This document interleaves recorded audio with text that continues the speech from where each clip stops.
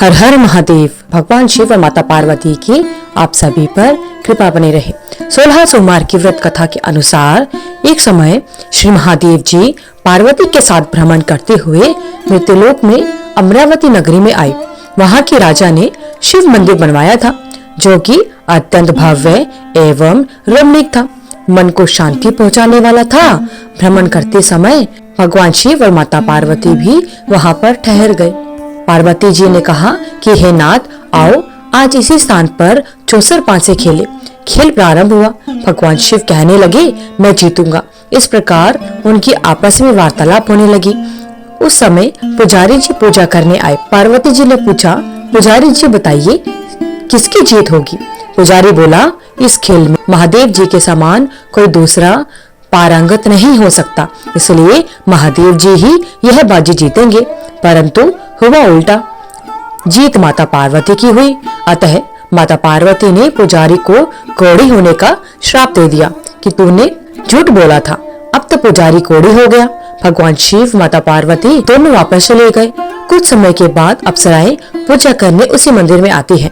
अप्सराओं ने पुजारी के उसके कोढ़ी होने का कारण पूछा। तब पुजारी ने सब बातें बता दी। अप्सराएं कहने लगी कि पुजारी जी, आप 16 सोमवार का व्रत करें तो भगवान शिव प्रसन्न होकर आपका संकट दूर करेंगे। पुजारी जी ने अप्सराओं से व्रत की विधि पूछी। अप्सराओं ने व्रत करने और व्रत के उद्यापन करने की संपूर्ण विधि पुजारी को बता दी। पुजारी ने विधि पूर्वक श्रद्धा भाव से व्रत प्रारंभ किया और अंत में व्रत का उद्यापन भी किया।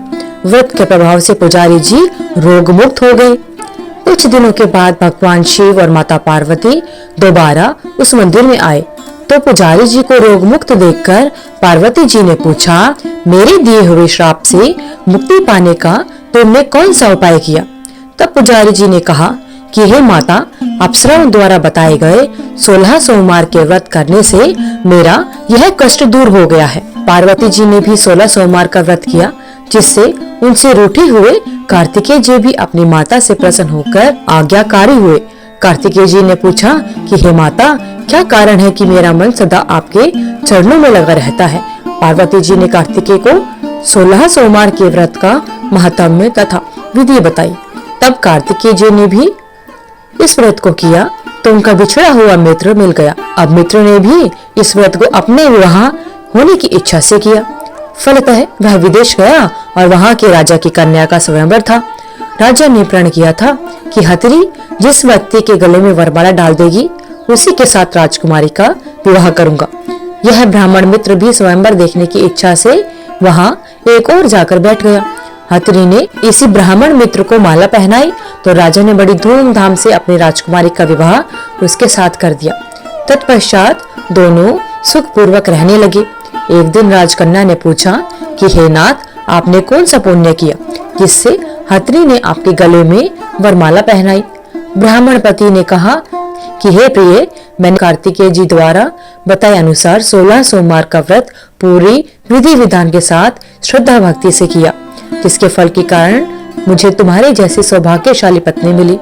अब तो राजकन्या ने भी सत्य पुत्र प्राप्ति के लिए व्रत किया और सर्वगुण संपन्न पुत्र प्राप्त किया। बड़े होकर पुत्र ने भी राज्य प्राप्ति की कामना से 16 सोमवार का व्रत किया।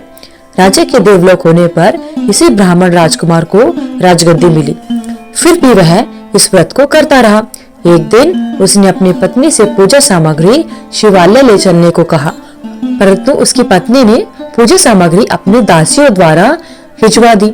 जब राजा ने पूजन समाप्त किया तो आकाशवाणी हुई कि हे राजा, तुम इस पत्नी को त्याग दो, नहीं तो राजपाट से हाथ धोना पड़ेगा। प्रभु की आज्ञा मानकर उसने अपनी पत्नी को महल से निकाल दिया। तब वह अपने भाग्य को कोसती हुई एक बुढ़िया के पास गई और अपना दुखड़ा सुनाया तथा बुढ़िया को बताया, मैं पूजन सामग्री पति की आज्ञा के अनुसार शिवालय में नहीं लेकर गई, इसलिए राजा ने मुझे महल से निकाल दिया। बुढ़िया ने कहा, तुझे मेरा काम करना पड़ेगा। उसने स्वीकार कर लिया। तब बुढ़िया ने सूत की गठरी उसके सिर पर रखी और बाजार भेज दिया। रास्ते में आंधी आई तो सिर पर रखी गठरी उड़ गई। बुढ़िया ने डांटकर उसे भगा दिया। अब रानी बुढ़िया के यहाँ से चलते चलते एक आश्रम में पहुंची। उस आश्रम में गोसाई जी थे और गोसाई जी उस रानी को देखकर समझ गए कि यह उच्च घराने की अबला विपत्ति की मारी हुई महिला है। वे उसे धैर्य बंधाते हुए बोले, बेटी तू मेरे आश्रम में रह सकती है, किसी प्रकार की चिंता मत कर। रानी आश्रम में रहने लगी, परंतु जिस वस्तु को वह हाथ लगाती वह वस्तु खराब हो जाती। यह देखकर गोसाई जीव ने पूछा, बेटी किस देव के अपराध से ऐसा होता है? रानी ने बताया कि मैंने अपने पति की आज्ञा का पालन नहीं किया। मेरे पति ने मुझे पूजन की सामग्री शिवालय में ले चलने को कहा था, लेकिन मैं नहीं लेके गई। मैंने पूजन की सामग्री अपनी दासियों के हाथ मंदिर में पहुंचा दी थी। इससे मुझे घोर कष्ट उठाने पड़ रहे हैं। गोसाई जी ने भगवान शिव से उसकी कुशलता के लिए प्रार्थना की और कहा, बेटी तुम 16 सोमवार का व्रत विधि विधान के अनुसार करो। तब रानी ने विधि पूर्वक व्रत पूर्ण किया तथा व्रत के प्रभाव से राजा को रानी की याद आई और दूतों को उसकी खोज में भेजा। आश्रम में रानी को देख दूतों ने राजा को बताया कि रानी तो वहाँ पर रहती है। तब राजा ने वहाँ जाकर गोसाई जी से कहा, महाराज यह मेरी पत्नी है, मैंने इसका परित्याग कर दिया था, कृपया इसे मेरे साथ जाने की आज्ञा दे। भगवान शिव की कृपा से प्रतिवर्ष 16 सोमवार का व्रत करते हुए और अंत में वे आनंद से रहने लगे और अंत समय में भगवान शिव के आशीर्वाद से उन दोनों को शिवलोक की प्राप्ति हुई। बोले भगवान भोलेनाथ की जय। श्री शिवाय नमस्तुभ्यं। भगवान शिव और माता पार्वती की आप सभी पर कृपा बनी रहे। हे भगवान शिव, हे माता पार्वती, जिस प्रकार आपने अपने भक्तों पर कृपा बनाई, उसी प्रकार 16 सोमवार के व्रत को करने वाले और 16 सोमवार की व्रत कथा को सुनने वाले सभी पर अपनी कृपा बनाए रखना। भक्तजनों, 16 सोमवार की व्रत कथा को सुनने के बाद भगवान शिव की आरती अवश्य पढ़नी या सुननी चाहिए। हिंदू धर्म में भगवान शंकर जी की पूजा का बहुत महत्व माना जाता है। ऐसा कहा जाता है कि पूजा करने से वे सभी कार्य सिद्ध कर देते हैं, जिन्हें पूरा होने में काफी मुश्किलों का सामना करना पड़ता है। भगवान शिव की पूजा के लिए 16 सोमवार का व्रत श्रेष्ठ माना जाता है। ऐसी मान्यता है कि 16 सोमवार का व्रत करने का संकल्प करने से वैवाहिक जीवन से जुड़ी सारी समस्याएं समाप्त हो जाती है। इसके साथ ही मनचाहे वर की प्राप्ति हो या फिर कोई भी समस्या या कोई मनोकामना आपकी हो तो भगवान शिव 16 सोमवार का व्रत करने से सभी मनोकामनाएं पूरी कर देते हैं। इस उपवास की पूजा के लिए कुछ विधि और नियम है। आइए भक्तजनों जानते हैं भगवान शिव के 16 सोमवार के व्रत की पूजा विधि क्या है। 16 सोमवार का व्रत का पालन बेहद पवित्रता के साथ करना चाहिए। साधक को सच्चे मन से और भक्ति के साथ में व्रत करने का संकल्प लेना चाहिए। व्रत करने वाले को सुबह जल्दी उठना चाहिए और नित्य कर्मों से निवृत्त होकर स्नान करना चाहिए। फिर अपने घर के मंदिर की साफ सफाई करने के बाद में पूजा की सामग्री को व्यवस्थित करना चाहिए। अगर आप घर के मंदिर में पूजा नहीं कर रहे हैं तो आपको बाहर शिव मंदिर में जाकर भगवान शिव का अभिषेक करना चाहिए। भगवान शिव के मस्तक पर त्रिपुंड बनाना चाहिए। भगवान शिव को बेलपत्र, चंदन, भस्म, सफेद फूल, फूलों की माला, गंगाजल, भांग, धतूरा चीजें चढ़ानी चाहिए। खीर, फल, सफेद मिठाई का भोग भगवान शिव को अति प्रिय होता है, इसलिए विशेषकर आप इन्हीं चीजों का भगवान शिव को भोग लगाएं।